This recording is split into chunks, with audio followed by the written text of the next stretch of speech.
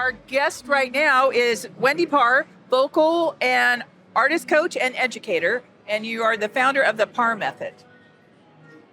Yes, thank you for having me. Yeah, thanks for being here. So, can you talk about your journey, how you got to where you are right now? Oh gosh, yeah. So I started working when I was 8 years old as a performer, singing, performing, musical theater.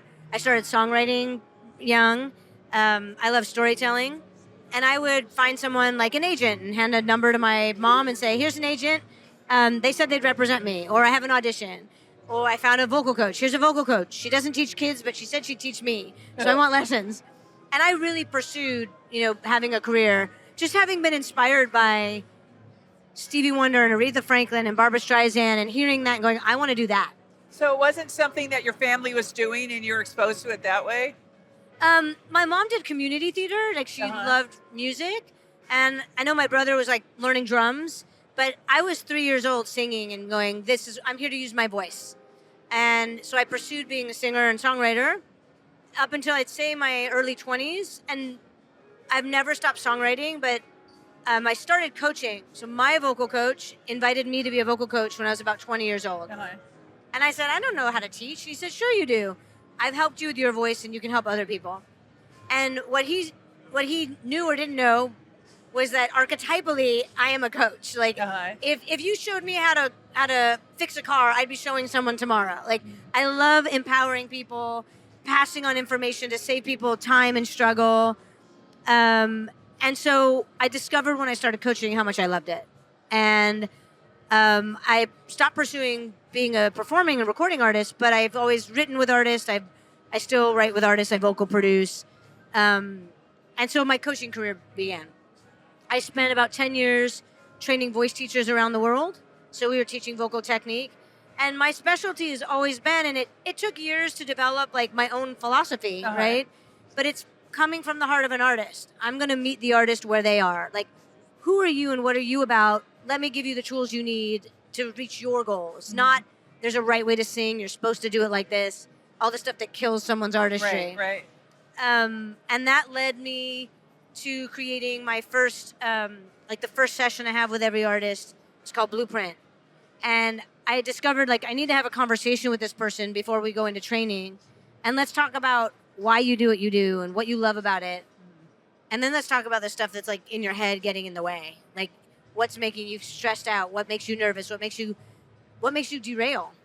And so we talk about that so we can clear out the stuff that isn't serving them, bust a lot of lies. Like everyone's got ideas of like, I was told this and I was told that, and no, that's not true at all. And then we can start the training. And then just in all my years of coaching, then I started developing artists. I took an artist from first voice lesson to a Grammy. Not all on me, for sure, right? Their label had something to do with that, and a lot of good fortune and a lot of hard work. But I just one-on-one was helping people like identify who they are and feel more comfortable on stage. Like, hey, you're introverted. You don't need to pump up the audience. Let's find what your introverted show is. And so that's now led me to what I have, which is online courses that are available to people that I can't teach. Like my first class with everyone is available. Vocal styling class is available. And my flagship baby is Compass. And it is a 6-month artist development course. Because it's really expected that the artist just figures themselves out now. There's no 7-album deal, right? There's no developing. Like everyone's waiting for the artist to figure it out and then going, okay, now you know it and you have an audience. We can do something with you. So helping the artist really know who you are from like deep places of like archetypes and childhood heroes and life experiences. And then what does that say to you now about how you want to present on stage, your message, your lyric, your outfit, your social media content. Let's talk about that stuff that artists hate. They hate social media. Like music makers don't want to do social media. They want to make music. They want to make music. Yeah. But let's talk about how you can use this as a tool that is like an arm and an extension of your message to your audience. So are you part teacher, part therapist? I've been told that. I've definitely been told that. Yeah, because we dive deep, and some artists rely heavily for like, hey, I just want to be healthy on tour and we do vocal technique. But I'm showing up. So when we're doing technique, I'm going to talk to them about their mental game. I'm going to talk Right. about why they're uncomfortable doing a meet and greet and help them see a way to get more comfortable. You know, knowing that, hey, your audience after the show feels really vulnerable and awkward because you've literally opened up their heart and touched their soul. So recognize your audience is just really vulnerable people that just want like a moment to be next to the person that did this for them. And that awareness shifted for one artist their whole experience, because they were like, I feel so awkward. I'm like, they feel awkward. And then they were just hanging with people and going, oh, they're just me and I'm them and this is cool, we're good. So I have been told that because it's introspective work, right? It's reflective work. And for me, the meaning of life is to move someone else, like to serve people and like touch people. And then the job of the artist is to do that. So I want to help unlock that for artists, or just keep it going for those that are in it. And I think that the business, you know, the music business part can take so much toll and take a lot of pressure and take a lot of your time. But to have the channel back into, wait, this is why I make my art. Let me get back into my art while I'm doing my business, or bring my art through that channel. You know, Are they ever afraid that by being so aware of the business side that they're going to lose their creative, artistic side? 100%. Even the first session I have with artists that are more established, they will all say to me, I don't want this to change my style. I like my style. And I'm like, no, good technique or a good coach isn't here. I'm not here to change your style. I'm here to help you expand it. I'm here to help you do more than you knew you could do and just make it more fun. I just did a session this week with an icon in their genre. Like, they're amazing. And we're, I'd say, a few months into coaching.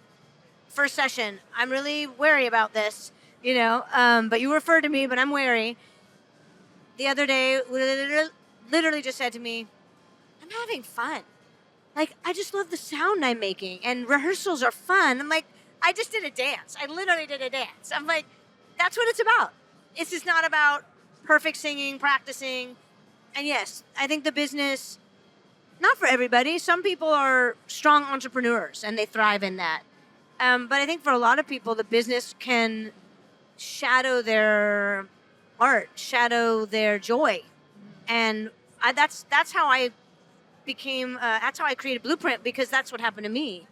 Like, I was told there's a right way to sing. I was told, like, you should be this. I was told by another mentor or another label, oh, well, this is the hot artist. You should be more like, so my heart and soul, like, just kept getting locked up while I was told, be this, be this. And I was 15. I was 21, you know, and I'm listening to who I think has authority. And it derailed me for a while. So I had to find my joy again. And that's what helped me, like, I want to prevent that for another person. Right? And if you're already there, let me help bring you back, you know. I had an artist, I checked their in-ear mix. This artist, they're on the third 3 years of world touring, okay? Wow. Yeah, they're remarkable. But I listened to the in-ear mix, and they're telling me I'm not inspired anymore. I don't feel inspired. I'm like, the honeymoon's over. I was like, well, let's see why. And so we start having a conversation, and I'm at the show, and I'm prepping them for a show. I'm like, let me check your in-ear mix. The loudest thing in the mix was the click drum. Oh, wow. Yeah. And so I asked, like, tell me about your mix. Like, why is the click drum? Well, I want to make sure that I'm really in time. Like, I don't want to be out of rhythm. And then the voice is really spotlighted on top of that. Like, so is the click and the voice. I'm like, and how come your voice? And they're like, well, I don't want to be fooled. I want to make sure that my voice is really on point. Like, everyone's listening to it. So it was a lot of fear about not being in time or in tune. And I'm like, well, you're not inspired because you're not hearing music anymore. You're hearing a click drum and a click track. And you're hearing your voice, which means the whole time you're focused on, am I doing it? Am I doing it? Am I good? Am I good? Let's get you back to hearing, how's your drummer? Is he good on timing? And he's like, yeah, he's great. Let's listen to him. Let's turn him up. Let's pull that click track down. You only need it in places where you're losing time because of the electronics. But let's rely on him more. And let's turn up your guitar player, and let's turn up your keys, and let's bring you down a little. So it's more music again. It's more, and you can be in the moment feeling the experience and not worrying so much. And for me, like, that work with that artist, that was the most important thing we did. Yeah. So when you first start, how long does it take you to figure out what the artist's specific needs are? So I see my job as doing that as fast as possible.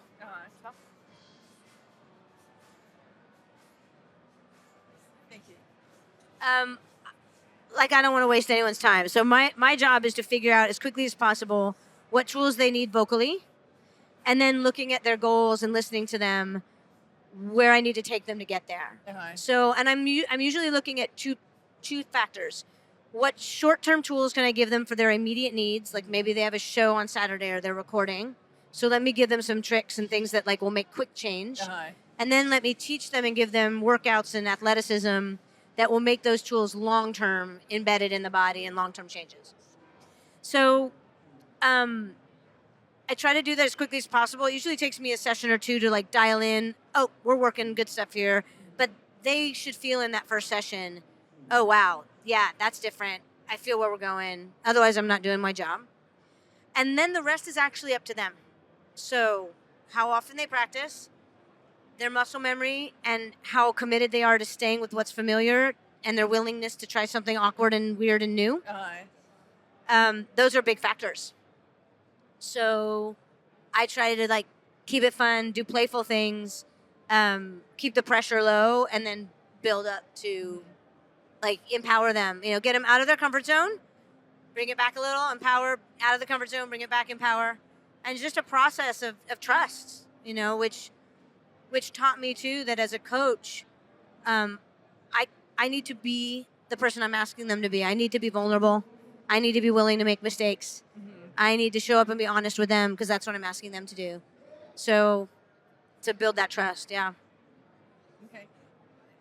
At what level should the singers be, the artists be? Is there a certain level they should be before they approach a vocalist coach? Oh gosh, that's a great question.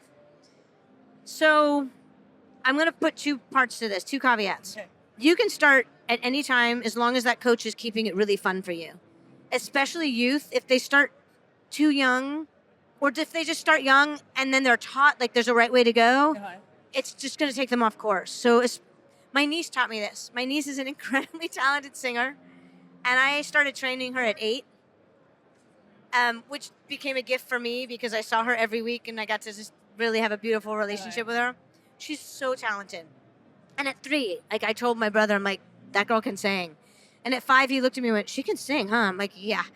So my niece being my niece and 8 and not like, hey, I got a show on, you know, although she was performing like at school and stuff, she taught me the long game of like, my job is to keep it fun, sprinkle the technique and sprinkle the ideas of artistry to her and just play the long game.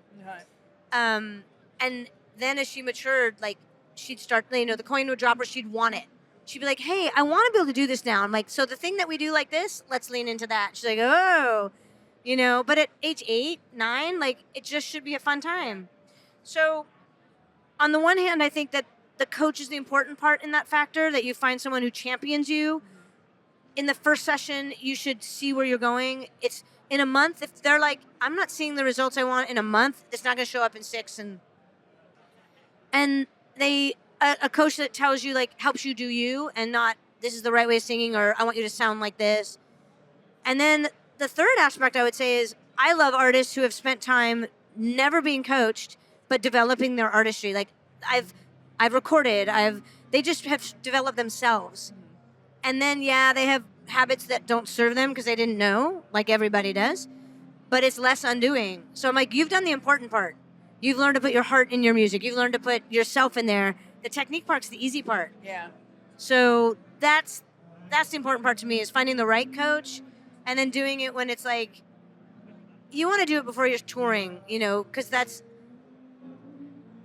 there is not a basketball player that plays a game that hasn't had 5 coaches and seasons of training, right? There's preseason, season, then there's, quarterfinals, finals, NBA. Right. A tour is the finals, right? So you should be training long before that so you can be strong, healthy, and not hurt yourself and actually be able to do more. Yeah. Now, are there some vocal drills that are pretty common for everybody? And if so, could you demonstrate? Oh, sure. Okay. So, Nicole, could you hand me my bag, please? Thank you so much. I'm hoping I have something in there that should be in there. Should be in there because I carry it with me. So let me show you one sec.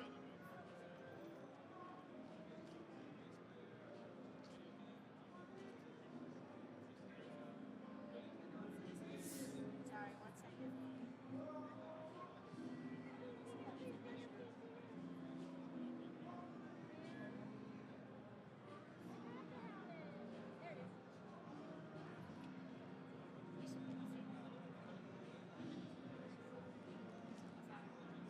You should have one of these. I should give you one of these.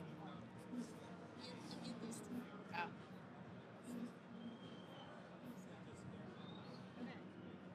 Live, right? These aren't live, right? We'll cut it out. Okay. Okay. Okay, a couple of three. I'm going to give 3 exercises that are just outstanding for everybody. Okay. Where you start them on the scale will differ. How high you go will differ. First is getting the voice straw. So this is just one of them. There's 4 different sizes. You use the largest one in water when you have a water bottle.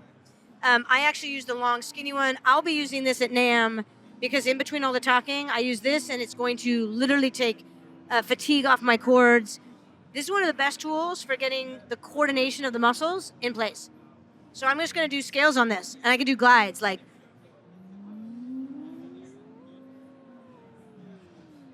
And something like.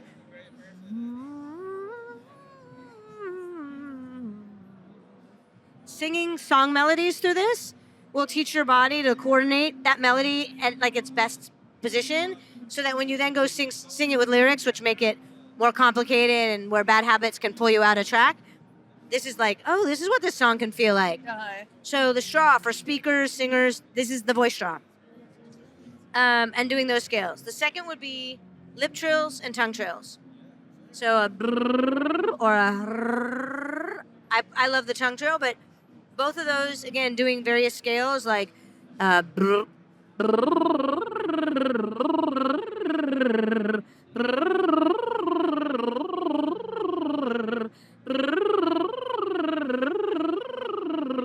literally my voice is like, oh yeah, thank you. It's like a massage. It really is. Now, you do need to make sure that when you're doing them, you know how to. Like, you don't want to be up here doing them, so it should feel like you're speaking. Every singer needs to find their home base vowel, and that might be like an or an like would, could, should. It might be an if someone's really breathy. They tend to sing breathy. They're going to want to say an and behind it is an That's going to get the chords connected. So that's where a coach helps you like dial in what you need. So tongue trills, lip trills. Literally, if you're like in the car on your way somewhere and you do that, it's going to be so refreshed and more aligned. And then the third, I would say, would be something similar to what the straw does. Would be like a V.